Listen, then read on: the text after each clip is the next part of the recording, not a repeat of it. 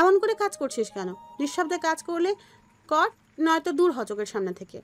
টুসি যেন এতক্ষণ এই কথার জন্যই অপেক্ষা করছিল। রাহেলার কথা শেষ না হতেই চেঁচিয়ে উঠল সে, বলল, হ, সব দূর হয়ে যায়। আপনি একা থাকেন আপনার মতো, কইরেন যা মন চায় আপনার। টুসির গলার ঝাঁজে বিব্রত রাহেলা। বিছানার ওপর উঠে বসে তিনি, রাগী গলায় বলেন, এই তুই চোপা নাড়াস কেন? সকাল সকাল এসব কি শুরু করছস? তোর ভাই আমাকে শান্তি দিল না, তুইও কি তাই করবি নাকি? ছেলের কথা বলতেই বুকটা হু হু করে উঠল রাহেলার। এত বড় ছেলের গায়ে তিনি হাত তুলেছেন। ছি, কত খারাপ কাজই না করেছেন তিনি, কত কষ্টই না পেয়েছে তার রাফসান। রাহেলার চোখ ভিজে আসে। টুসি মায়ের সিক্ত গলার স্বরে দমে যায়। চুপচাপ এসে বসে মায়ের সামনে। মায়ের হাতটা দুহাতে নিয়ে বলে, আমি জানি তুমি ভাইয়ার জন্যে কত কষ্ট পাচ্ছ, এমন কেন করলে তুমি আম্মা? আমার ভুল হয়ে গেছে রে টুসি, মাথা খারাপ হয়ে গেছিল। আমার বাবুরে কেন যে মারতে গেলাম। রাহেলা মুখে আঁচল গুজে কাঁদে। টুসি পাশে সরে এসে মাকে এক হাতে কাছে টেনে বলে, তুমি চলো আমার সাথে ভাইয়ার রুমে। ভাইয়ার মুখের দিকে তাকানো যাচ্ছে না, ঠিক মতো খাচ্ছেও না ভাইয়া। চলো আম্মা। না, ও আমারে রাগাইলো কেন? ওরে আসতে ক, আমি যাব না। আবার জিদ করছো তুমি? এই না, কাঁদছো? কাঁদবো না তো কি করব? কপাল করছি কাঁদার। আমি বেশি কিছু কি চাইছিলাম ওর কাছে? শুধু পুত্রবধূ হিসেবে মেহেরকে চেয়েছিলাম, দিল মূল্য আমার চাওয়ার। ও নিশ্চয়ই এমন কিছু বলেছিল যার জন্য ও মেহের ওই ছেলেরে বিয়ে করলো হুট করে। সব দোষ ওর। রাহেলা তেজে ওঠে। তাহলে তুমি যাবা না উপরে? টুসি কটমট দৃষ্টিতে তাকিয়ে আছে মায়ের মুখে। না। গাল ফুলিয়ে মুখ ঘুরিয়ে নেয় রাহেলা। তুমি আসলে একটা তেরা, বুঝলাম মা। খালি আসো পোলার বিয়া নিয়া। তোমার পোলা বিয়ে কেন করতে চায় না জিগাইছো একবারও? টুসি দাঁড়িয়ে রাগে ফুঁসছে। জিজ্ঞেস করলে কি বলবে আমাকেও? আমারে তারা বলস? তোরা দুইটা কি কোনো কথা শুনোস আমার? যা আমার চোখের সামনে থেকে। ভাই বোন মিলে ভালো থাক, যা। আমি মরি বাঁচি, তোদের কি? যা। হাত নাড়িয়ে দরজা দেখায় রাহেলা। টুসি দাঁতের দাঁত পিষে বলে, তোমার সাথে কথা বলাই বৃথা। ছেলের মুখ চোখের দিকে একটু তাকাও না আম্মা, তাহলে বুঝবা ছেলে বিয়া কেন করতে চায় না। আমার তো মনে হয় তোমার জন্যই করতে চায় না। ওই টুসি, এসব কি বলস তুই আমারে?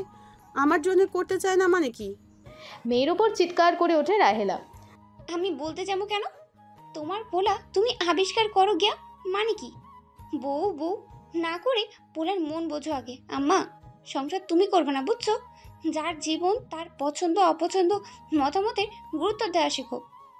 আদিকালের মানুষের মতো যারে তারে ধৈরা আইনা বিয়ে কর, বিয়ে কর বইলা সিলানো বন্ধ করো এবার। টুসি শব্দে দরজা বন্ধ করে বাইরে চলে যায়। রাহেলা ভ্রুকুটি করে বন্ধ দরজায় তাকিয়ে ভাবনায় ডোবে। টুসির কথার সাথে নিজের মন মানসিকতা মেলানোর চেষ্টা চালায়। তার কি ভুল হয়েছে কোথাও? কি ভুল হয়েছে? সমর্থ ছেলের বউ দেখতে চাওয়াতে ভুল কোথায়? নাকি অন্য কিছু লুকায়িত এর মধ্যে? রাফসানের কি হয়েছে? কেন এমন পরিবর্তন তার ছেলের? এতটা গুমোট ভাব তো কোনো দিনও ছিল না। রাহেলা বেশি কিছুক্ষণ ভাবনা চিন্তা শেষেও বুঝে উঠতে পারল না কিছু। তার কষ্ট এক জায়গায় টিকে রইল, মেহেরকে পুত্রবধূ না করতে পারায়। নীরা আগামীকাল কক্সবাজারে হিমছড়ি যাবে, সেখানেই মেলার আয়োজন করা হয়েছে। মনটা অস্থির ওর। এত দূর একা যাবে ভাবতেই কেমন ভয়, সংকোচে অসার অসার লাগছে। শারমিন নীরার কক্সবাজার যাওয়ার কথা শুনে বেজায় আনন্দিত। মেহেরকেও মোবাইল করে জানানো হয়েছে। মেহের খুশি হয়েছে, সাথে সতর্ক করে দিয়েছে আশেপাশের বিপদ থেকে। এত দূরে যাবে নীরা যেন নিজের খেয়াল রাখে। শ্বশুরবাড়ির ব্যস্ততায় সে আসতে পারছে না, কিন্তু ম্যানেজারকে যা বলার বলে দেবে। নীরার সাথেও কথা হয়েছে মেহেরের। নীরার মনোবল বাড়াতে যা যা বলার প্রয়োজন মেহের বলেছে। নীরার ভেতর আগের চেয়ে ভয় একটু কম কাজ করছে, তথাপি মনটা তার অশান্ত। অফিসের কাজে ব্যস্ত থাকলে মন অন্য ভাবনা ভাবার অবকাশ পায় না। আছে, ব্যস্তও নেই। যারা আগামীকাল কক্সবাজার যাবে, অফিস কর্তৃপক্ষ তাদের আজ জলদি ছেড়েছে। নীরা বাসায় এসে প্যাকিং সেরে নেয়। শারমিন রাতে বসে বসে কিভাবে পার্সোনালি নীরা চলবে ফিরবে তার একটা মোটামুটি ধারণা দিয়ে দিল। বলে দিল কোনো সমস্যা হলে তাকে কল করতে। নীরা ঘাড় নাড়িয়ে সম্মতি জানায় বোনের সকল কথায়। রাতে দু বোন বিছানায় পাশাপাশি শুয়ে আছে। জানালার গ্রিলের ফাঁক দিয়ে আলো এসে পড়ছে মুখে। শীতের কাঁপুনি দেওয়া বাতাস গায়ে লাগতেই শরীরের লোম দাঁড়িয়ে যাচ্ছে নীরার। নীরা অপলক চেয়ে আছে চাঁদের দিকে। চাঁদের দিকে তাকিয়ে থাকতে বড্ড ভালো লাগে নীরার। পাশে ঘুমন্ত শারমিনের ঘুমের ব্যাঘাত ঘটে বাইরের শীত পাবনের অযাচিত ছোঁয়ায়। কম্বল গলা অবধি টেনে ঘুম জড়ানো কণ্ঠে সে বলে, নীরা জানালা লাগা, সাথে পর্দাও টেনে দে। নীরা মুখটা বেজার করে শারমিনের কথা রাখল। চুপচাপ পাশ ফিরে শুয়ে রইল সে। আগামীকালের লং জার্নির চিন্তায় সারা রাত ঘুমেলো না। যদিও বা ভোরের দিকে চোখ দুটো একটু লেগে এসেছিল, সেটা ভাঙল দুঃস্বপ্নের কারণে। সেদিন থেকে কক্সবাজার যাবে বলে ঠিক হয়েছে, সেদিন থেকেই উদ্ভট দুঃস্বপ্ন দেখছে সে। দুশ্চিন্তার ফল ভেবে নীরা দুঃস্বপ্ন বারবার এড়িয়ে যায়। আজও তাই করলো। তবু বুকটা অনেকক্ষণ যাবৎ ধুকপুক করে কিছু সময় থেমে আবারও আগের মতো হলো অস্থির অশান্ত। সকালের গাড়িতেই রওনা হলো নীরাসহ আরও 10 জন। 6 জন সাধারণ কর্মচারী, তার মতো বাকি 4 জন ঊর্ধ্বতন অফিস কর্মচারী। এসি বাসের জানালা সংলগ্ন সিটটাতে বসেছে নীরা। পাশে বসবে বলে এগিয়ে এলো তার সিনিয়র আমরিন আফরোজ। নীরার বেশ পছন্দ আমরিনকে। সে কিন্তু নীরার অফিসের নয়, হেড অফিসের, তবে প্রায়শই অফিসিয়াল কাজে এখানে আসা যাওয়া করে। অনেকেই বলে ম্যানেজারের সাথে তার সম্পর্ক আছে। নীরা অতএব কথায় যায় না, তার আমরিনকে ভালো লাগে, ব্যাস এতটুকুই। আমরিন নীরাকে তাকিয়ে থাকতে দেখে হাসি মুখে বলল, নীরা রাইট। জি আপু। আমরিন বসতেই শারমিন উঠে এলো হন্তদন্ত হয়ে। নীরা বেশ অবাক বোনকে আবার বাসে দেখে। শারমিন মোবাইলটা আমরিনের দিকে এগিয়ে দিয়ে বলল, মেহের কথা বলবে আপনার সাথে। মেহের? আমরিন উচ্ছ্বাসিত হলো। নীরা বিমুগ্ধ দৃষ্টিতে আমরিনকে দেখে যাচ্ছে। হোয়াইট আবায়ার ওপর হোয়াইট ব্লু কম্বিনেশনের হিজাব পরিপাটি করে বাঁধা, মুখটা উন্মুক্ত রেখেছে। নীরার চোখে আমরিন সুন্দরের চেয়েও বেশি কিছু। মেহেরের সাথে কী কথা হলো স্পষ্ট শুনতে না পেলেও বুঝতে পারলো তাদের কথার কেন্দ্রবিন্দু সে। আমরিন হেসে হেসে কথা শেষ করে শারমিনকে বলল, তুমি চিন্তা করো না, তোমার বোন মনে করো এখন থেকে আমারও বোন, সো ডোন্ট ওয়ারি। থ্যাঙ্কস। আমরিনের দিকে চেয়ে সৌজন্যের হাসি দিল শারমিন। নীরার দিকে তাকিয়ে বলল, এই নীরা, আপু যা বলে শুনবি, তাকে না বলে কোথাও যাবে না, ঠিক আছে? নীরা ঘাড় নাড়ালো। শারমিন আরও 2-3 কথা বলে নেমে গেল বাস থেকে। যথাসময়ে বাস ছাড়লো। বাস ছাড়তেই শেষবারের মতো শারমিনকে দেখলো নীরা। কান্না পেল খুব ওর, শারমিনকে ছেড়ে এত দূর যাচ্ছে ভেবে। ইচ্ছা হচ্ছিল এখনই নেমে যেতে। সব সময় কি আর ইচ্ছা পূরণ হয়? হয় না। নীরা মন মরা হয়ে বসেছিল জানালার বাহিরে দৃষ্টি রেখে। তার দৃষ্টি ছলছল। বেশ খানিকটা পথ অতিক্রম করার পর আমরিন কথা বলল ওর সাথে। বলল, ভয় হচ্ছে? নীরা নত মুখে ঘাড় নাড়ালো। আমরিন মৃদু হেসে বলল, আল্লাহ ভরসা, ভয় করবে না একদম। ভয় মানুষকে মরার আগেই মেরে ফেলে। ভাবনায় শুধু একটা কথাই রাখবে, আমি আমার সব, যা হবে দেখা যাবে। মনোবল হারালে তো সব হারাবে। মানুষের জীবনের পথ কঠিন, মেয়ে মানুষের জীবনের পথ তো তার চেয়েও বেশি কঠিন। কঠিন পথে চলতে গেলে এত দুর্বল চিত্ত থাকা চলে না নীরা। Be strong. নীরার খারাপ লাগা কমে গেল। আমরিনের প্রতিটি কথাতে মনে সাহস পেল সে। কথায় কথায় আমরিন তার এবং মেহেরের পরিচয় সূত্রটা কবে থেকে সেটাও বলল। নীরার বিষয়ে খুঁটিনাটি জিজ্ঞেস করে আমরিন। আমরিনও নীরার মতোই মধ্যবিত্ত ঘরের মেয়ে, তবে এখন সে একাই থাকে। কাজের সূত্র ধরেই মেহেরের সাথে তার পরিচয় হয়। নীরা আগ্রহ নিয়ে সব শুনছে। বেশ অমায়িক ব্যবহার আমরিনের। খুব অল্প সময়ের মধ্যেই সহজ সম্পর্ক হলো দুজনের। নীরা এখন বেশ সহজ এবং সাবলীল বোধ করছে বাসে। আরমান নীরার বিপরীত দিকে সিটে বসেছে। ইশারায় হাসি বিনিময় হলো নীরার সাথে ওর। বাসে সবাই যার যার মতো গল্প করে ঘুমিয়ে সময় কাটাচ্ছে। বাসে উঠলে বমিভাব হওয়ার প্রবল সম্ভাবনা থাকে নীরার। তার জন্য প্রস্তুতি হিসেবে পলিথিন, কমলা লেবু ব্যাগে রাখা। বমি নিরোধক ট্যাবলেটও খেয়েছে সে। আমরিন বুদ্ধি দিল ঘুমিয়ে পড়লে বেটার হবে তার ক্ষেত্রে। নীরা সেটাই চেষ্টা করলো। চেষ্টা সফল হতেই ঘুমিয়ে পড়ল সে। গত কিছুদিনের চিন্তায় তার যে ঘুমের ঘাটতি হয়েছিল, সে ঘাটতি অনেকাংশে লাঘব হলো বাসে ঘুমিয়ে। দুধারের জনাকীর্ণ অংশ ছেড়ে নিরিবিলি ছায়াবিথি রাস্তা ধরে এগিয়ে যাচ্ছে বাস। সময়টা শীতের হলেও বাইরে ওঠা ঝলমলে রোদের তাপে বাসের ভেতরটাই গরম অনুভূত হলো। সবার কথায় লো ভলিউমে এসি ছাড়া হয়েছে।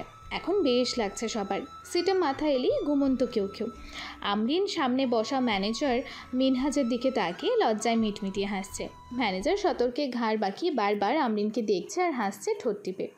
তাদের এই লুকোচুরি প্রেম বিনিময় চলতে থাকলো গন্তব্য পর্যন্ত। ঘুটঘুটে অন্ধকার, যেদিক চোখ যায় ছোট বড় গাছের সারি ঝোপঝাপ। মাথার উপর প্রিয় চাঁদ। হাজার প্রিয় নয়, বড় অপ্রিয় ঠেকেছে চারটাকে। অন্ধকারে ভুতুরে লাগছে সব কিছু। এক পা এগুতেই সম্মুখ আধারে আড়াল সূর্য নাম না জানা গাছের ধাক্কায় কপালে বাড়ি খেল সে।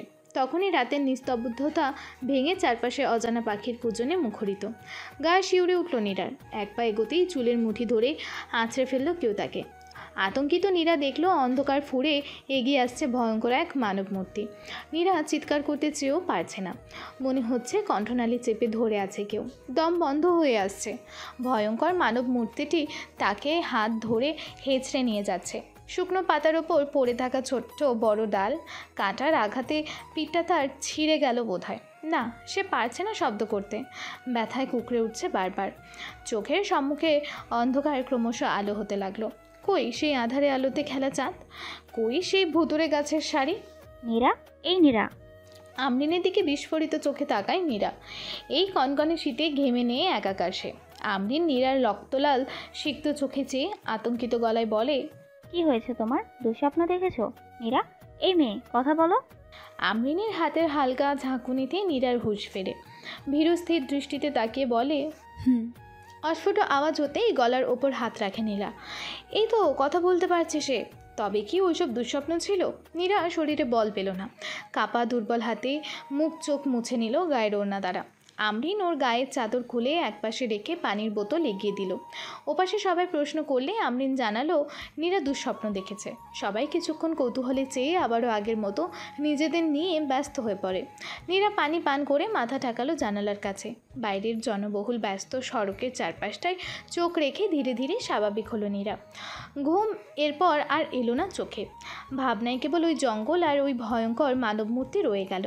গত কিছুদিন ধরে এমনই স্বপ্ন সে দেখছে। কেন যেন অজানা কারণে বুক কাঁপছে। মনে মনে বারংবার বিপদ মুক্তির দোয়া পড়তে লাগলো। দীর্ঘ পথ জার্নি শেষে খাওয়া দাওয়া করে অনেকেই নিদ্রাচ্ছন্ন।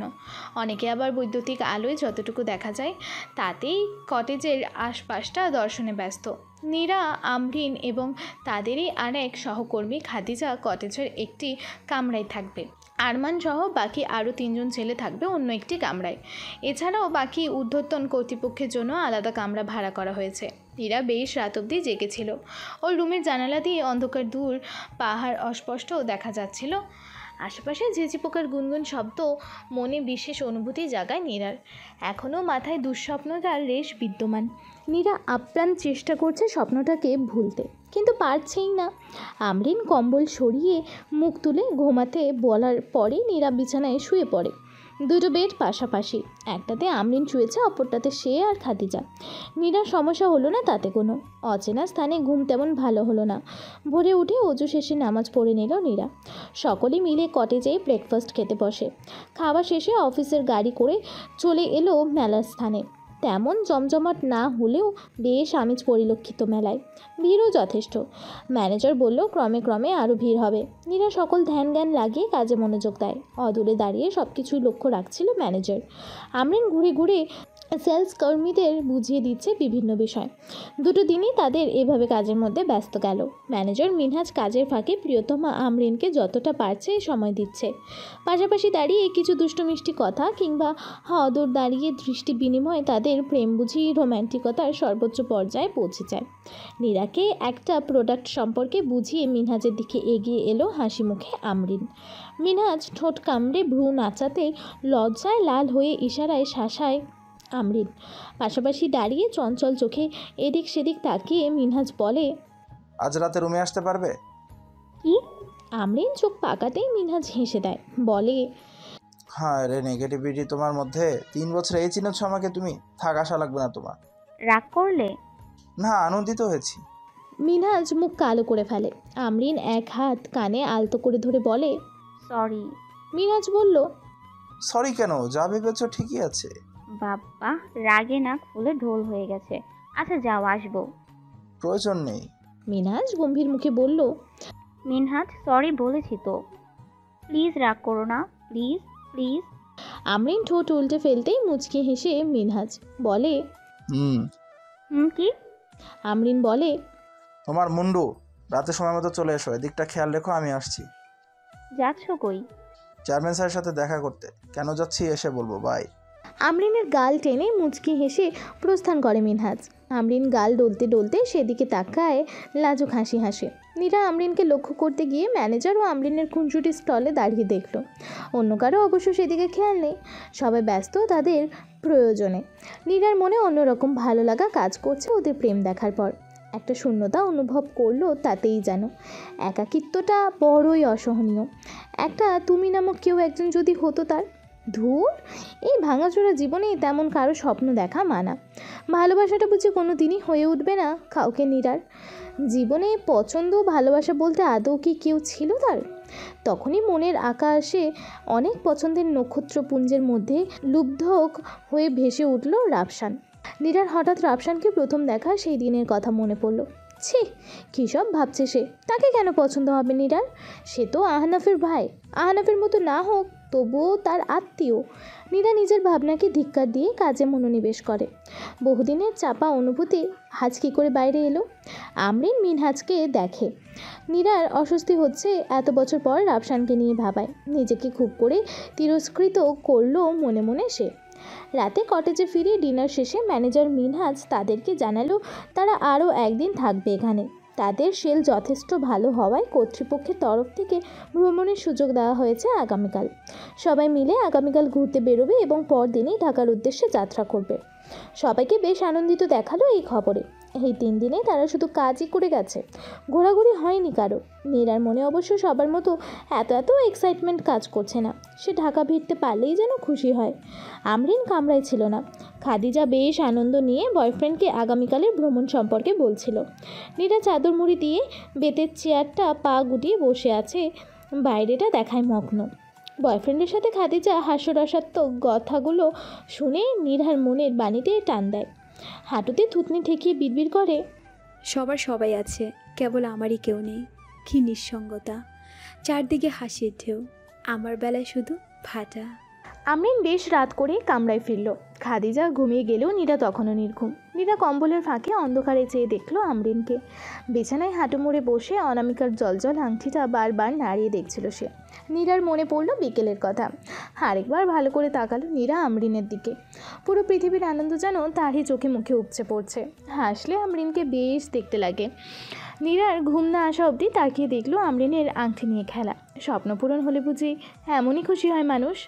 আজ সারা দিন ঘুরবে বলে কটেজ থেকে বেরিয়েছে ম্যানেজার মিনহাজ, আমরিন, নীরা, খাদিজা, আরমান এবং তাদেরই 2 সহকর্মী। বাকিরা কটেজে আছে। মিনহাজ ওদের কক্সবাজার সি বিচ ঘুরিয়ে নিয়ে এলো হিমছড়ি ঝর্ণা দেখাতে।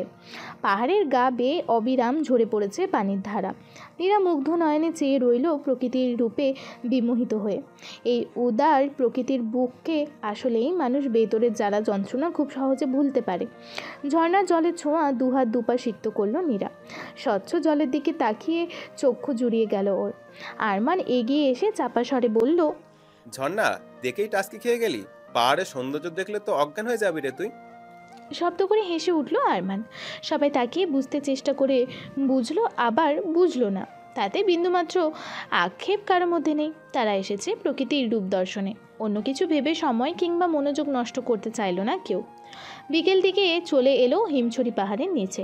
দুপাশে নানা জিনিসপত্রের পসরা সাজিয়ে বসে আছে স্থানীয় দোকানিরা। নীরা, শারমিন, মেহের এবং শিলার জন্য পছন্দ মতো জিনিস কিনে নিল। নিজের পছন্দের একটা শলও নিল সে, বার্মিজ শাল, দেখতে বেশ। পুরনোটা ব্যাগে ভরে নতুনটার ভাঁজ ভেঙে গায়ে জড়িয়ে নিল।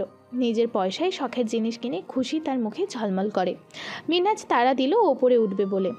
নীরা বাকি কেনা কাটা নেমে এসে করবে ভাবলো। সবার পিছু পিছু এসে দাঁড়ালো পাহাড়ের ওঠার সিঁড়ির কাছে। আরমান বলল এটা নাকি 300 ফিটের মতো দীর্ঘ। সবাই ওঠার আগেই আ করে উঠল। এত দীর্ঘ সিঁড়ি উঠতে পারবে কি না মিনহাজ জিজ্ঞেস করলো আমরিনকে। মিনহাজের কথাতে ছিল ব্যঙ্গ। আমরিন খুব বুঝলো সেটা। গলা উঁচু করে বলল অবশ্যই যাবে সে। নীরা খাদিজার দিকে তাকাতেই ওরা ম্লান হাসি দিয়ে সম্মতি জানালো। শুরু হলো পাহাড়ের গায়ে তৈরি সিঁড়ি ডিঙিয়ে ওপরে ওঠা। মূল উচ্চতায় উঠতে 2 ধাপে সিঁড়ি ডিঙাতে হয়। 1 ধাপ ডিঙিয়ে সবার অবস্থা কাহিল। নীরা এমনিতেও হ্যাংলা পাতলা, সিঁড়ি মোড়াতে তার খুব কষ্ট হচ্ছিল। যত উপরে উঠছিল শ্বাস প্রশ্বাসের সমস্যা হচ্ছিল খুব। তবে সেই কষ্ট ছাপিয়ে সবার মাঝে আনন্দ বিরাজ করছে আরমান এবং ম্যানেজার মিনহাজের হাস্যকর কথাবার্তায়। আজ যেন কেউ সিনিয়র জুনিয়র নয়, সবাই হাসি ঠাট্টা করতে করতে উঠে এলো সর্বোচ্চ চূড়ায়। সকল কষ্টের এই ক্ষণে কমে গেল তাদের। এক পাশে কক্সবাজার সমুদ্রের একাংশ, অন্য পাশে সবুজে ঘেরা পাহাড়ের সৌন্দর্য। নীরা পাশের বেঞ্চিটায় বসে শ্বাস ছেড়ে এই নয়নাভিরাম দৃশ্য অবলোকন করছে। স্বর্গ সম্পর্কে মানুষের আকাঙ্ক্ষা বাড়াতেই বুঝি স্রষ্টা পৃথিবীতে এত সুন্দর নয়নাভিরাম দর্শনীয় স্থান সৃষ্টি করেছে। এই সৌন্দর্যের কোলে আসলেই মানুষের ভাবনা চিন্তা পরিবর্তন হতে বাধ্য। সব কিছু জুড়েই কেবল রয়ে যায় সৌন্দর্যের রেশ। সবাই এদিক ওদিক ঘুরে দেখছে। নীরা পাহাড়ের এক কোণে দাঁড়িয়ে বিমুগ্ধ দৃষ্টিতে তাকিয়েছিল যতদূর দৃষ্টি যায়। হঠাৎ সামনের দিকে পায়ে তৈরি রাস্তার পাশে বেড়ে ওঠা ঝোপের মধ্যে একটা খরগোশ দেখল সে। নীরা গুটি গুটি পায়ে এগিয়ে যেতেই কান খাড়া করে তাকালো খরগোশটা। নীরাকে এগিয়ে আসতে দেখে ছুটে পালিয়ে গেল সামনে। নীরাও সেটার পিছু নিল। তার খেয়ালই নেই সে লোকজনের ভিড় ছেড়ে নেমে এসেছে নির্জন পাহাড়ের নিচে। আবার সামনে খরগোশ দেখে নীরা ছুটে গেল সেটা ধরতে। এবারও পারল না। একদম গভীরে নেমে এলো জঙ্গলের। হাঁটু সমান ঘাস মারিয়ে এগিয়ে গেল টিপটপে পায়ে। তার ধ্যান জ্ঞান যেন ওই খরগোশে নিবদ্ধ। আস্তাচল সূর্যকে দেখছে সবাই। একটু একটু করে ডুবে গেল সূর্য। আকাশে রয়ে গেল রক্তিম আভা। চারপাশে ম্লান আলো ফুটতেই সবাই ব্যতিব্যস্ত হয়ে পড়ল নিচে নামার জন্য। মিনহাজ সবাইকে নিয়ে নিচে নামছিল। হঠাৎ আরমান বলে উঠল, স্যার, নীরা কই? নীরা কই মানে কি? একটু আগেই না দেখলাম ওকে। আমিও তো তাই দেখছিলাম। খাদিজা, নীরা কই? আরমান চেঁচিয়ে জিজ্ঞেস করে। খাদিজা কিছুতেই বলতে পারল না। নীরা যখন খরগোশটার পেছনে পেছনে নেমে গিয়েছিল তখন খাদিজা মোবাইলে ব্যস্ত ছিল। তার সেটা মনে পড়তেই বলল সে। মিনহাজ আরমান দৌড়ে গেল সেখানেই। কোনো মানুষের চিহ্নও নেই সেই স্থানে। অনেকে গন্তব্যস্থলে ফিরতে নিচে নামছে। তারা যারা আছে তারা ওপরের দিকেই আছে। ছুটোছুটি শুরু করলো নীরাকে খুঁজতে সবাই। আরমান বেশ খানিকটা ওই পথে খুঁজেও নীরার কোনো চিহ্ন পেল না। ভয়ে চিন্তায় সবাই অস্থির হয়ে পড়ে। অনেক খুঁজেও যখন নীরাকে পাওয়া গেল না, হতাশ হয়ে বসে রইল সবাই। পুলিশকে খবর দেওয়া হয়েছে। এখানে নিখোঁজ হওয়ার ঘটনার সম্ভাবনা তেমন নেই। তবুও পুলিশ বিষয়টা গুরুত্বের সাথে নিল। যতদূর খোঁজার খুঁজলো তারা, কিছুই পেল না। নীরার বোনকে জানানো হলো। শারমিন মোবাইল কানে নিয়ে চিৎকার করে ওঠে খবর শুনে। তাকে কোনোভাবেই শান্ত করতে না পেরে পুলিশ অফিসার কল কাট করলো। শারমিনের হাত পা কাঁপছে। কী করবে কিছুই বুঝে উঠল না সে। বহু কষ্টে নিজেকে একটু শান্ত করে মেহেরকে জানালো। মেহের শারমিনকে সান্ত্বনা কী দেবে? সে নিজেও চিন্তিত হয়ে পড়ল এমন ঘটনায়। শোয়েব পুলিশ অফিসারের সাথে যোগাযোগ করে জানালো তারা শীঘ্রই সেখানে আসছে। শোয়েবের অনুরোধে মেহের নীরার মিসিং হওয়ার কথাটা জানাতে মোবাইল করলো রাফসানকে। রাফসান সবেমাত্র বাসায় ফিরে কাপড় পাল্টে বিছানায় বসেছিল। মেহেরের কল পেয়ে চমকিত হলো সে। দ্বিধাদ্বন্দ্ব কাটিয়ে কল রিসিভ করতেই যা শুনল তাতে তার দম বন্ধ হয়ে যাচ্ছিল প্রায়। একটা কথারও জবাব রাফসান দিতে পারল না। মেহের বারবার ডাকলো, রাফসান রাফসান। রাফসান নির্বাক, অনুভূতি শূন্য মানুষের ন্যায় বসে রইল। রাফসানের এমন আচরণে অবাক হলো মেহের। কল কেটে দিল রাফসানের সারা শব্দ না পেয়ে। রাফসানের চোখে ভেসে উঠল নীরার মুখখানি। মুহূর্তে চাদর গায়ে জড়িয়ে ছুটে নেমে এলো নিচে। রাহেলা ডাইনিংয়ে বসা ছিল। ছেলেকে এমন পাগলের মতো ছুটতে দেখে দৌড়ে দরজার কাছে গেলেন তিনি। রাফসান কোনো দিকে খেয়াল না করে গাড়ি স্টার্ট দেয়। সে জানে না কোথায় যাচ্ছে, শুধু জানে তাকে নীরার কাছে যেতে হবে। সেটা কোথায় কিছুই জানা নেই। সর্বাঙ্গ অসাড় হয়ে আসছে। চোখের জলে চশমার গ্লাস ভিজে ঝাপসা লাগছে সামনের সব। গাড়ি এলোমেলো ড্রাইভ করছে রাফসান। মাথায় শুধু একটা বিষয়ই আছে, তাকে যত দ্রুত সম্ভব কক্সবাজার পৌঁছাতে হবে। নীরা যখন বুঝলো সে পথ হারিয়ে পাহাড়ের গভীর জঙ্গলে ঢুকে পড়েছে তখন দিশেহারা হয়ে পড়ল। ভয়ে আড়ষ্ট হয়ে এদিক সেদিক তাকাতে মনে পড়ল সেই দুঃস্বপ্নের কথা। এমনই কোনো গহীন জঙ্গল ছিল। নীরার হৃৎপিণ্ড দ্রুত চলছে। কোন পথে এগোবে ঠাহর করে উঠতে পারল না। চোখের সামনে ঝোপঝাড় আর ঘাস, কোনো মানুষের চিহ্নই সেখানে নেই। নীরা মনে মনে সাহস জুগিয়ে সামনের পথে ভীরু পায়ে এগোচ্ছে। না, এ পথ তার চেনা নয়। নীরা ঘুরতেই হাতির ডাক শুনতে পেল। দিক বিদিক শূন্য হয়ে ঝোপঝাড় মারিয়ে ছুটতে লাগলো ভয়ে ভয়ে। পথ তো পেলই না, উল্টো অন্ধকার ঘন জঙ্গলে এসে থামলো। চারিদিকে ঘুটঘুটে অন্ধকার, ঠিক সেই স্বপ্নের মতো। নীরা কাঠ হয়ে দাঁড়িয়ে রইল গায়ের কামিজের কোনা মুঠো করে। শ্বাস ছাড়তেও তার ভয় করছে। বিস্ফোরিত চোখে অন্ধকারে চোখ ঘোরাতে লাগলো। হঠাৎ খ্যাচ খ্যাচ পায়ে আওয়াজ শোনা গেল একটু দূরে। নীরা কান খাড়া করে শুনছে। চোখের সামনে সবটাই আঁধার এই মুহূর্তে।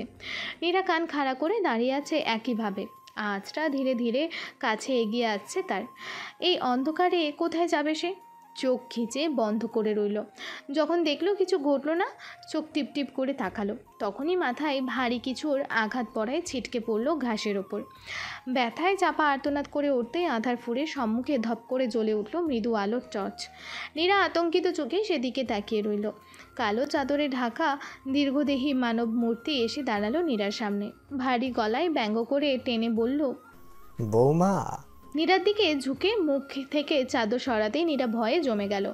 কণ্ঠ রুদ্ধ হয়ে গেল সামনে ঝুঁকে দাঁড়ানো মানুষটাকে দেখা মাত্র। মানুষটা সবগুলো হলদেটে দাঁত কেলিয়ে বিদঘুটে ভঙ্গিতে হেসে বলল, চিনছো আমারে? বাবলু চাচা, তোমার শ্বশুরের খাস লোক। নীরার কিছুই ভাবতে পারল না। ভয়ে আতঙ্কে জ্ঞান হারায় সাথে সাথে। মানুষের পিঠ যখন দেয়ালে ঠেকে যায় তখন দুটো রাস্তা তার সামনে খোলা থাকে। এক, বাধা হয়ে থাকা দেয়াল ভেঙে ফেলা। দুই, নিজের পিঠ অর্থাৎ মেরুদণ্ড ভেঙে মুখ থুবড়ে পড়ে থাকা আমৃত্যু। নীরার সম্মুখে এখন তেমনই সিচুয়েশন। হয় মরো নাই মারো। মারবে এত সাহস কি এই তুচ্ছ ভীরু রমণীর আছে? ওর মতো ভীরু মেয়েদের পদে পদে মরতে হয়। আচ্ছা নীরা, এমন জীবন রেখে লাভ কী আছে তোর? মরে যা, সকল ঝামেলার অবসান হোক। নীরার মতোই মেয়েটি ধিক্কার দিতে দিতে হাত বাড়িয়ে গলা চেপে ধরল। নীরা গোঙানি করতে করতে দুর্বল চোখের পাতা মেলে। দুঃস্বপ্ন ছিল মেয়েটি। সে মরেনি, বেঁচে আছে। আরও একবার নিজেকে জীবিত আবিষ্কার করে সে স্বস্তির নিঃশ্বাস ছাড়ল। ঘাসের মধ্যে মুখ থুবড়ে পড়ে আছে নীরা। নরমচরণের খুব একটা শক্তি তার মধ্যে নেই এখন। কাটা গায়ে মরিচ লাগলে কিংবা শরীর পুলে যেমন জ্বলে তেমনি জ্বলছে তার পিঠটা। ঠান্ডা হাওয়া এসে লাগছে সেখানে। ক্রমশ জমে যাচ্ছে অনুভূতি। নীরা থুতনি ঠেকিয়ে মুখ তুলল। একটু দূরে সামনে কাঠখড় জ্বালিয়ে বসে আছে বাবুল। মুখ ভর্তি কাঁচা পাকা দাড়ি মোচ, হাতে সেই খরগোশটা। নীরার দিকে যখন তাকালো বাবুল, বড় ভয়ানক দেখালো তার মুখ। কাঠখড়ের লেলিহান শিখায় চোখ দুটো হিংস্র হায়নার মতো জ্বলছে। নীরাকে মুখ তুলতে দেখে পাগলাটে হাসি হাসলেন। ভ্রু তুলে বললেন, এইটা ধরবার চাইছিলা বৌমা, ধরো। খরগোশটা এগিয়ে ধরল বাবলু। নীরা ব্যথায় কুকড়ে উঠছে ফুপিয়ে কাঁদতে কাঁদতে। বাবলুর হাতে বসা খরগোশটাও ভীত চোখে টালুমালু করে তাকাচ্ছে কীর্ণ উঁচিয়ে। নীরা মায়াভরা দৃষ্টিতে সেটার দিকে তাকিয়ে আছে। প্রতিটি মানুষের কিছু শখ থাকে। কৈশোরে নীরার শখ ছিল খরগোশ পালার। ওদের পাশের বাসার ইফতির অনেকগুলো খরগোশ ছিল, সাদা তুলতুলে লোমশওয়ালা খরগোশ। নীরা ওদের বাসায় এই খরগোশ দেখতেই যেত বেশি। তার সব কিছুর কেন্দ্রবিন্দু হয়ে উঠেছিল সেগুলো। ইফতি তাকে কথা দিয়েছিল একটা খরগোশ দেবার। সে কথা ইফতি পরে আর রাখেনি। ইফতির বাবা বদলি হতেই ওরা চলে গেল। যাওয়ার সময় এমন একটা ভাব করলো যেন নীরাকে সে চেনেই না। খুব কষ্ট পেয়েছিল নীরা সেদিন। ভেবেছিল টিউশনি করে কিনবে একটা, সেটাও হয়নি। 1.5 রুমের ভাড়া বাসায় তাদেরই ঠিকমতো জায়গা হতো না, সেখানে অন্য জীব এনে কী করে রাখবে? নীরার বাবা দিলই না অনুমতি। নীরার সেই আক্ষেপ আজও ঘোচেনি। আজ যখন এই খরগোশটার সামনে এলো, নিজের অতীত আকাঙ্ক্ষা পুনরায় জেগে ওঠে। একটা খরগোশই তো চেয়েছে সে, তাতে কি খুব বেশি লোভ করে ফেলেছিল? নীরা ডুকরে কেঁদে ওঠে খরগোশটার দিকে তাকিয়ে। নীরাকে ওভাবে কাঁদতে দেখে তড়াক করে দাঁড়িয়ে গেল বাবুল। করুণ মুখে বললেন, ও আকি, কান্দো কেয়া? খরগোশ পছন্দ হয় নাই? হয় নাই পছন্দ? মাথা নাড়িয়ে কথা শেষ করেই হাতের খরগোশটা ছেড়ে দেয় নিচে। দাউ দাউ করে জ্বলতে থাকা আগুনের ওপর খরগোশটা দাপাদাপি করে বেরিয়ে এলো আগুন গায়ে। তাতেই লাভ আর হলো না। ততক্ষণে লোমশ পুড়ে চামড়ায় আগুন ধরে গেছে। কিছুক্ষণ কাতরাতে কাতরাতে দম ছাড়ল খরগোশটা। নীরা অশ্রুসিক্ত বিস্ফোরিত নয়নে চেয়ে রইল প্রাণহীন আতপোড়া খরগোশটার দিকে। তার নেত্রপল্লব স্থির, স্কেলরা এবং টেয়ার ডাক্ট রক্তিম। নীরা কতক্ষণ এভাবে ছিল তার মনে নেই।